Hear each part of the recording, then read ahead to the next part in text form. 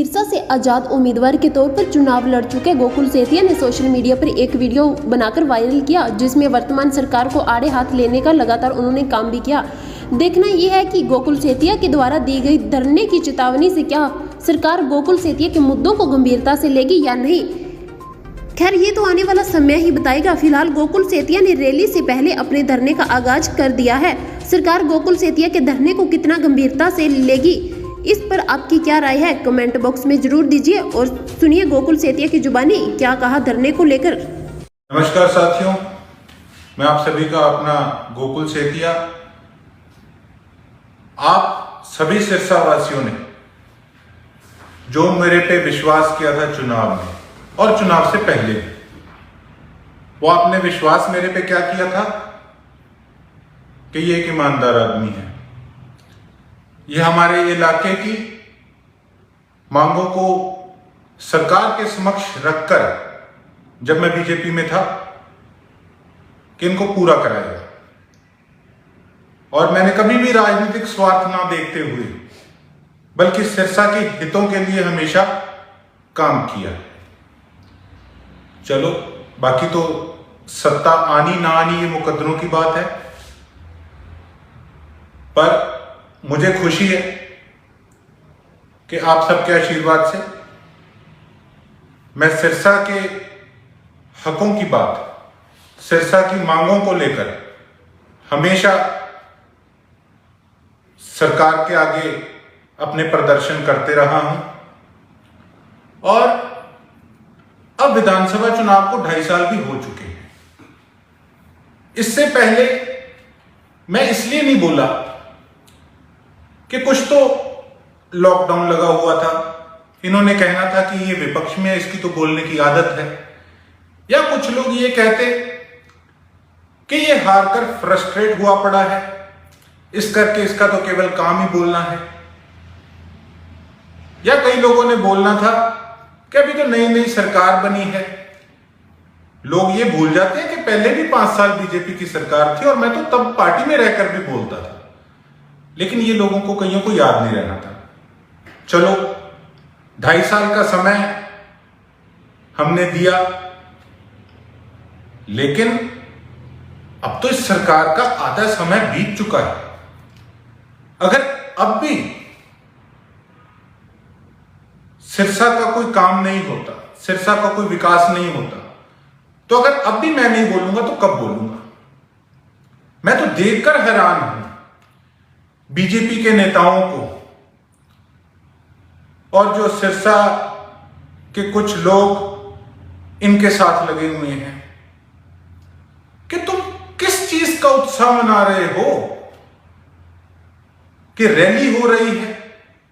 अरे तुम लोग तो ऐसे कर रहे हो जैसे पता नहीं कोई बहुत बड़ा त्योहार आ रहा है। किस मुंह से तुम लोग किसानों के पास जा रहे हो?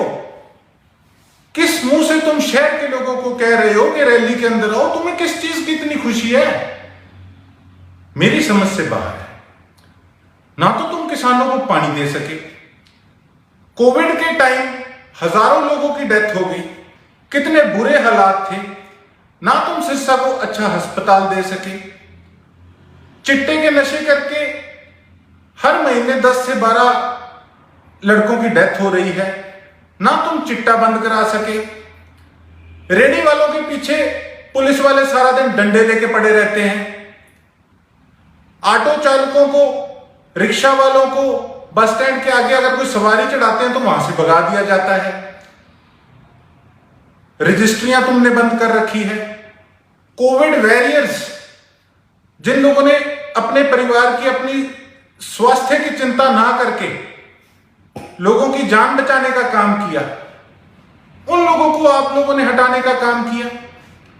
तो अब किस मुंह से लोगों को न्योता दे रहे हो रैली का? मुझे ये समझ नहीं आती। तुम कुछ कर ही नहीं पा रहे सिरसा के लिए। 3.5 साल पहले कुछ लोग आए थे सीएम साहब की तरफ से, सरकार की तरफ से, उन्होंने वायदा किया था कि एमपी के चुनाव से पहले पहले ये सारी जो चीजें हैं इनको फाइनल कर दिया जाएगा। अरे 3.5 वर्ष बीत चुके हैं, अभी तक तुम सोच विचारों में ही पड़े हो। अगर कोई मकान भी बनाए ना तो कम से कम 2 साल 2.5 साल लग जाते हैं अच्छा मकान बनाने में भी। अरे बड़े मानसो, तुम तो अभी भी हवा में बात कर रहे हो कि 900 साढ़े 900 करोड़ का अस्पताल लेके आओगे, 2.5 साल रह गए, कद बनाओगे उसको? मैंने ये तो बता दो। चिमटे पकड़ लो, ढोलकियां बजाने लग जाओ, खुशी मना लो कि थारी रैली है। अरे लोगों की तरफ भी देख लो, सरसा का हाल क्या हुआ पड़ा, कितनी गंदगी हर जगह हुई पड़ी है। सफाई कर्मचारी आप लोगों ने नहीं बढ़ाए। गर्मी के अंदर त्राई मची पड़ी थी, मल्लों में पानी तक नहीं आ रहा, जेईएसडीओ एक्सीएन फोन तक नहीं उठाते हैं। अरे तुम्हें शर्म आती है? तुम किस चीज की रैली कर रहे हो? शक्ति प्रदर्शन कर रहे हो? अरे भाई, शक्ति प्रदर्शन करने का काम तो विपक्ष पार्टी का, विपक्ष के नेताओं का होता है। आपको कौन बताए? आपका तो परफॉर्मेंस दिखाने का टाइम है। और मैं तो एक बात कहना चाहता हूं साथियों, कि जो आपने मेरे पर विश्वास किया था, मुझे जो योगदान दिया था चुनाव में, आपको एक उम्मीद थी कि ये व्यक्ति सरसा के लोगों के लिए, सरसा के लिए कुछ करेगा। विधायक का काम होता है विधानसभा के अंदर पहुंचना और अपने इलाके के मुद्दों को उठाना और उन मांगों को कैसे भी करके सिरे चढ़वाना। ठीक है, बेशक मैं 600 वोट से रह गया, आप लोगों ने कोई कमी तो छोड़ी नहीं किसी प्रकार की। विधानसभा तो मैं नहीं पहुंच पाया, वो मेरा मुकद्दर था, पर मैं बाहर रह के तो कम से कम आप लोगों की आवाज उठा सकता हूं। जो मैंने आपको सपना दिखाया था, हजारों लोगों का सपना था कि ये एक विश्वास था कि ये व्यक्ति कुछ करेगा, उनका मैं हौसला, उनका विश्वास टूटने नहीं दूंगा। तो मैंने बड़ा विचार किया कि अब मैं ऐसा क्या कर सकता हूं जिससे कि सरकार तक मेरा मैसेज पहुंचे, मेरी बात पहुंचे कि भले मानसो सरसा के लिए कुछ करना। आप लोग कम से कम जो आपने वायदे किए थे उन पे तो खरा उतर लो। हजारों लोग बॉर्डर पे शहीद हो गए, दिल्ली वाले पे कितने किसान वहां शहीद हो गए। 1 साल कोई उन्हें उनकी बात सुनने तक नहीं आया। तो मैं ये सोचता हूं कि अगर मैं बैठा रहा तो 2.5 साल यहां कोई नहीं उठाने आएगा, और ये तो चाहते हैं कि ये बैठा रहे। तो मैंने ये सोचा कि मैं कल 27 तारीख को भूख हड़ताल पे बैठूंगा सिरसा के सुरखाब चौक पर, हाथी पार्क के पास, कल समय 12 बजे। और मैं बात केवल उतनी करूंगा जितना काम मैं कर सकूंगा। मैं कोई झूठा वादा ना आज तक किया है, ना कभी करूंगा। अगर कोई किसी की धर्म पत्नी अगर कोई फास्ट रखती है, व्रत रखती है अपने पति की आयु के लिए, लंबी आयु के लिए, अच्छे स्वास्थ्य के लिए, तो वो पूछ कर नहीं रखती, वो खुद रखती, क्योंकि वो चाहती है कि उसके पति की लंबी उम्र हो। और मैंने ये सोचा कि मैं 27 को बैठकर, 29 दिन की रैली है, 29-12 बजे तक बैठूंगा दोपहर के, ताकि सरकार के लोगों तक ये मैसेज जाए कि ये जो मांगे हैं अभी भी हवा हवाई है, अभी तक धरातल पे कुछ भी नहीं है। और हो सकता है कई विपक्ष वाले लोग इसे पॉलिटिकल स्टंट भी कहें, जो ये हमेशा लोग कहते हैं, लेकिन ये खुद कुछ करके दिखाते नहीं।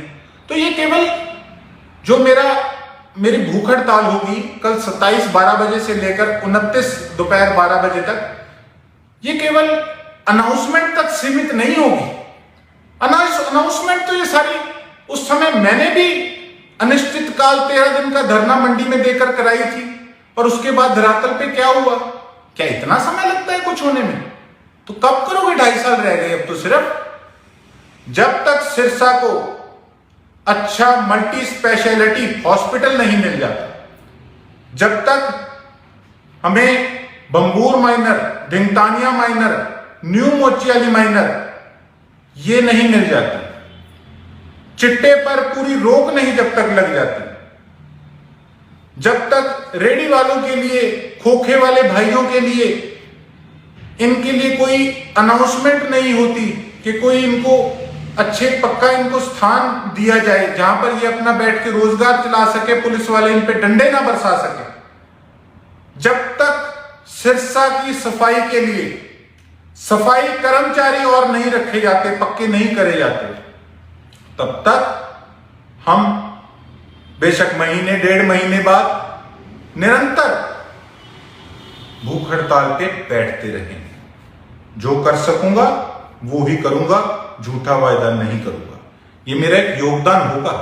हर साल जैसे मैंने कहा धर्मपत्नी अपने पति के लिए व्रत रखती है, उसी तरीके से अगर मैंने सिरसा वालों से वोट लिए हैं तो मेरा भी फर्ज बनता है कि उनकी लंबी आयु के लिए अच्छा हॉस्पिटल यहां पर आए, नहरें आए, सारे ये काम जो मैंने गिनाए ये सारे काम हों, तो मुझे उस चीज में कोई हर्ज नहीं है अगर महीना हर 1.5 महीने बाद भी मुझे भूख हड़ताल पर बैठना पड़े, बेशक 2 दिन के लिए, बेशक 3 दिन के लिए। मैं ये काम अपना करूंगा और मैं ये कोई शक्ति प्रदर्शन नहीं कर रहा साथियों। पर्सनली मैं किसी को नहीं मैसेज लगा रहा। किस लिए? क्योंकि अगर विधायक विधानसभा के अंदर जाता है तो जितने उसे वोट आते हैं 40-50 हजार, वो सारों को या 10-20 हजार लोगों को विधानसभा लेकर नहीं जाता, वो उतने लोगों का नुमाइंदा होता है। विधायक की ये ड्यूटी होती है कि वो निरंतर लोगों के अपने इलाकों की डिमांडों को विधानसभा में उठाए। अपना आशीर्वाद बनाकर रखिएगा, कोई आ सके तो जरूर आइएगा, मेरा हौसला बढ़ेगा।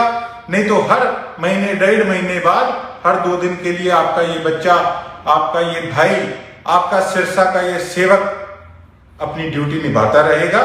अपना आशीर्वाद बनाए रखिएगा। कल सुबह मेरा 12 बजे भूख हड़ताल मेरी 2 दिन के लिए शुरू है।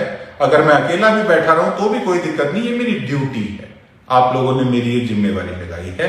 बस यही मैसेज आज मैं आप सबको देना चाहता था। मेरी बात सुनने के लिए बड़ा आपका धन्यवाद। और एक बात और कहना चाहूंगा, अरे बड़े मानसो, जो भी आज सरकार के लोग हैं या हमारे सिरसा के विधायक हैं, अरे विधायक जी या सरकार के लोगों, आप बेशक सिरसा के विधायक से फीता कटवा लेना, हमको कोई दिक्कत नहीं है, लेकिन काम होना चाहिए सिरसा के लोगों का। और हमारा प्रदर्शन, हमारा संघर्ष तब तक जारी रहेगा जब तक हॉस्पिटल खुल नहीं जाता।